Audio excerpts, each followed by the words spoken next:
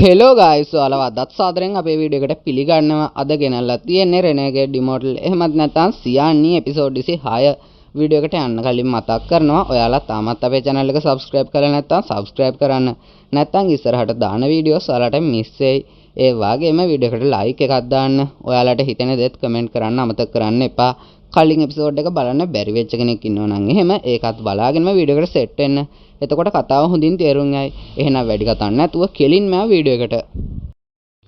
කතාව පටන් ගද්දී අපිට පෙන්වන්නේ ෆෙන්ග්ලුවන්වයි වැන්ලින්වයි. ෆෙන්ග්ලුවන් කියන්නේ මේක තමයි අපේ රහස. ඔයා මේක ආරක්ෂා කරන්න ඕනේ. ඉහළ මට්ටමේ සටන්කරුවෙක් අතීතයේදී මේක හොරකම් කරන්න උත්සාහ කරා. මේක හඳුන්වා දෙන්නේ වුන් චෙන් කියන කෙනා. ඒ වගේම තමයි එයා මේක කැටයම් කරා. තවත් කාටවත් මේක කැටයම් කරන්න බැරි වුණා. අතීතේ එයා මේක දෙවන වතාවට කැටයම් කරන්න ගිහිලා මිය ගියා. ඇයි කැටයම් කරන්න බැරි කියලා වැන්ලින් අහනවා. ෆෙන්ග්ලුවන් කියන්නේ ඒක ලොකු රහසක් හෙළියුනේ නැහැ කියලායි. ඊට පස්සේ ෆෙන්ග්ලුවන් මෙතනින් යන්න යනවා. ෆෙන්ග්ලුවන් කියන්නේ මෙතන ගොඩක් රහස් තියෙනවා කියලායි. වැන්ලින් තමන්ගේ ආත්ම මුහුදට ගිහිල්ලා මේක පරීක්ෂා කරනවා. වැන්ලින්ට තේරෙනවා කාටවත් එක කටපාඩම් කරන්න බැරි. ඒකේ කටපාඩම් කරන්න බැරි විදිහේ නීතියක් තියෙනවා කියලා. ඒක නිසා කාටවත් මේක කැටයම් කරන්න බෑ. අපිට පේනවා ෂූලිගෝව වැන්ලින් ගාවින් එළියට ඇවිල්ලා ෂූලිගෝව හිතන්නේ මේක තමයි මට පැන ගන්න තියෙන හොඳම chance එක කියලා. ඉතින් එයා හැමෝටම මේ වෙලාවේ වර්නින් මැසේජ් එකක් දෙනවා. පුළුවන් නම් මාව බේරගන්න. අනේ මාව බේරගන්න. මාව කෙනෙක් අල්ලගෙන කියලා. මේ පණිවිඩය හැම තැනටම යනවා. අපිට පේනවා ෂාවෝ චුවාන්ග්ලින් කියලා කෙනෙක්ව. මෙයා නැගියන ආත්මයේ මුල් අවදියේ කෙනෙක්. ඒ වගේම එයා ඉන්නේ මලකඳ බෝනික්කන්ගේ නිකායේ. අපිට මේ නිකායේ ප්‍රධානියව පෙන්නනවා. එයාගේ නම චෙන් බායි. එයා තමයි නිකායේ නායකයා. දිව්‍ය පරිවර්තනයේ මුල් අවදියේ තමයි ඉන්නේ. ෂාවෝ චුවාන්ග්ලින් කියන්නේ මට දවස් කිහිපයක් දෙන්න.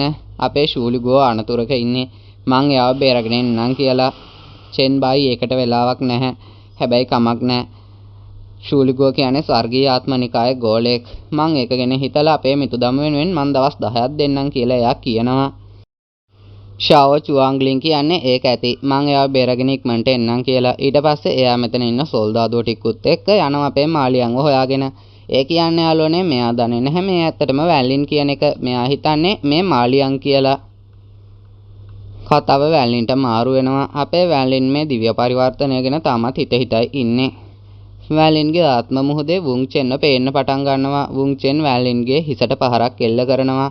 වැන්ලින්ට මේ වෙලාවේ මේක ගැන තේරෙනවා. ඇත්තටම මෙතනදී කරන්නේ ශරීරයට සමාන අවතාරයක් නිර්මාණය කරනවා. ඊට පස්සේ ඒකෙන් ශක්තිය හොයනවා. වැන්ලින් හිතන්නේ මං ජීවත් වෙන්නේ පිල්ස් පාවිච්චි කරලා. ඉතින් ඇත්තටම මට මේක කරන්න බැහැ කියලා. මේකේ නිර්මාතෘ වන වුන් චෙන් මේක ගැන වැන්ලින්ට කීවට වැන්ලින් වුන් චෙන්ගේ ආත්මයට ස්තුති කරනවා. ඒ වගේම වැන්ලින් මේක ඇතුලේ මොනවද තියෙන්නේ කියලා තමන්ගේ ආත්මයෙන් කොටසක් යවලා පරීක්ෂා කරනවා. වැන්ලින්ට බලා ගන්න ලැබෙනවා මල සිරුරක්. වැන්ලින් හිතනවා ඒක වුන් චෙන්ගේ වෙන්නේ නැති කියලා. ඒ වගේම මෙතන ජේඩ් එකක් තියෙනවා. ඒකේ ගහලා තියෙන්නේ චොන් කියලා. ඊළඟට වැන්ලින් ඩුවන් මුජි ගාවට යනවා. ඩුවන් මුජි ඔයා ආවද? මට තව පොඩ්ඩෙන් ඔයාව හොයාගෙන යන්නත් වෙනවා කියලා කියනවා. අපිට පේනවා මෙතන ඉන්න ෂූලිගෝ අනේ මට උදව් කරන්න කිය ලණුව ඇතුළේ ඉඳගෙනත් තාමත් උදව් විලන ගමන් ඉන්නේ. ඒ කියන්නේ ෂූලිගෝ ඉන්නේ වැන්ලින් ගාව තියෙන ලණුවේනේ. වැන්ලින් අහනවා ඔයා ඔය මොකද කරන්නේ කියලා. ෂූලිගෝ නෑ මම මොනවත් කරේ නෑ. වැරද්දක් වුණා නම් සමා වෙන්න කියනවා. මේ වෙලාවේ මෙතෙන්ට මලකඳ නිකායේ සෙට් එක එනවා. මෙතන ඉන්න ෂාවෝ චුවාන්ග්ලින් වැන්ලින්ගෙන් අහනවා ඔයා ගාව මට ආйти මොනවා හරි තියනවද කියලා. වැන්ලින් කියන්නේ එහෙම දෙයක් නැහැ කියලායි. ෂාවෝ චුවාන්ග්ලින් අපේ ගෝලයක් ඔයා ගාව ඉන්නව නේද? ෂූලිගෝ කියලා. මේ වෙලාවේ තමයි ෂාවෝ චුවාන්ග්ලින් ඩුවන් මුජිව දකින්නේ. ඩුවන් මුජි අහනවා ඇයි ඔයා මගේ ගෝලයාට කරදර කරන්නේ කියලා. ෂාවෝ චුවාන්ග්ලින් කියන්නේ මං කරදර කරේ නෑ. එයා තමයි අපිට වද දෙන්නේ. අපේ ගෝලයක් එයා ගාව ඉන්නවා කියලායි. මට ඔයා කියන දේ පැහැදිලි නෑ කියලා ඩුවන් මුජි කියනවා. ෂාවෝ චුවාන්ග්ලින් කියන්නේ අපේ ගෝලෙක්ගේ මතකය අමතක කරලා ඊට පස්සේ ඒ කෙනා එයා ගාව හිර කරන් ඉන්නවා. මේක ඇත්තද කියලා ඩුවන් මුජි වැන්ලින්ගෙන් අහද්දි වැන්ලින් කියන්නේ නෑ කියලායි. බොරු කියන්න එපා මාලියන්. මම සටන් කරන්න සූදානම් කියලා ෂාවෝ චුවාන්ග්ලින් කියනවා.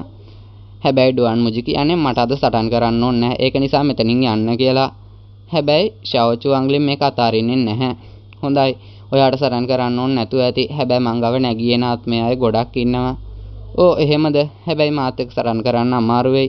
ඔයාලගේ නිකාය නායකයා මගේ යාළුවෙක්. ඒක නිසා මම සටන් කරන්න කැමති නෑ කියලා ඩුවන් මුජි කියනවා. මේ වෙලාවේ ෂාවෝ චුවාන්ග්ලින් මෙතන ලොකු පර්වතයක් වගේ එකක් මවනවා. ඩුවන් මුජි එක කුඩු කරලා දානවා. ඒ වගේම ෂාවෝ චුවාන්ග්ලින්ගේ නිකාය කිහිප දෙනෙක්ටත් පහර දෙනවා. මේක නිසා එයාට මැරෙන්න සිද්ධ වෙනවා.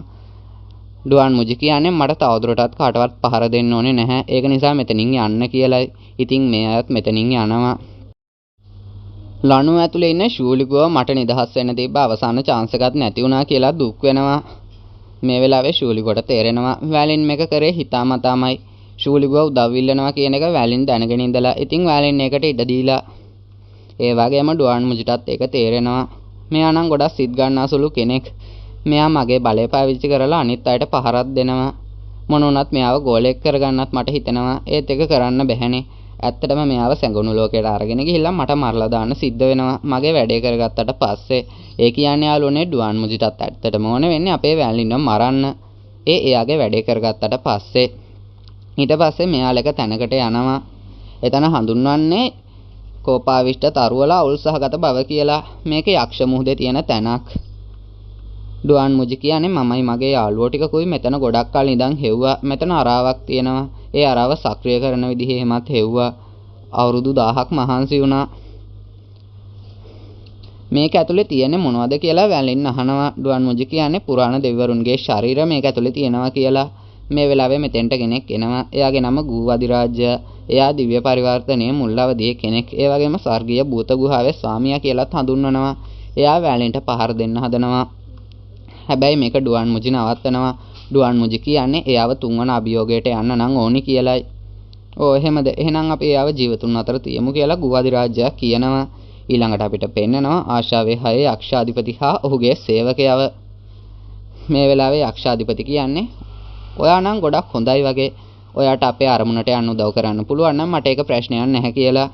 මෙයා දිව්‍ය පරිවර්තනයේ මැදවදියේ කෙනෙක්. ඒ වගේම ගැඹුරු අහස්නිකායේ නිර්මාතෘ වෙන්නෙත් මෙයා. ඊළඟට ගේම් එකේ පිටේ මෙතෙන්ට කෙනෙක් එනවා. එයාගේ නම හඩන් බැජ් මැජ්. හඩන් බැජ් මැජ් කියන්නේ දිව්‍ය පරිවර්තනයේ මැදවදියේ කෙනෙක්. ඒ වගේම යක්ෂමාලිගාවේ ස්වාමියා. මෙයාගේ ගෙම්බගේ නම ලිටියන්. මෙයාලා මේ වෙලාවේ මේ කෝපාවිෂ්ඨ තරුවල අවුල් සහගත බව සක්‍රිය කරන්න හදනවා. ඒ මගින් දොරටුවන් නිර්මාණය කරනවා සැඟුණු ලෝකයට. ඒක කරන්න නම් එයාලට ඉහළ මට්ටමේ ආත්මගල් ඕනෙලු. මේ වෙලාවේ ඒ වගේ ආත්මගල් 4ක් ඩුවන් මුජි අතේ තියා ගන්නවා. ඊට පස්සේ ඒක මේ පද්ධතියට සම්බන්ධ කරනවා. අනිත් අයත් ඒ වගේම කරනවා. මේ වෙලාවේ දොරටුව විවෘත වෙනවා. මෙතනින් මේ එපිසෝඩ් එක ඉවර වෙනවා. අපි ඊළඟ එපිසෝඩ් එකෙන් හම්බෙමු ෆ්‍රෙන්ඩ්ස්. ගිහිල්ලා එන්න. ගුඩ් බයි. අපේ channel එක subscribe කරන්න බැරි වුණා නම් subscribe කරන්න. මේ වීඩියෝ එක ඔයාලගේ යාළුවන්ටත් බලන්න share කරන්න.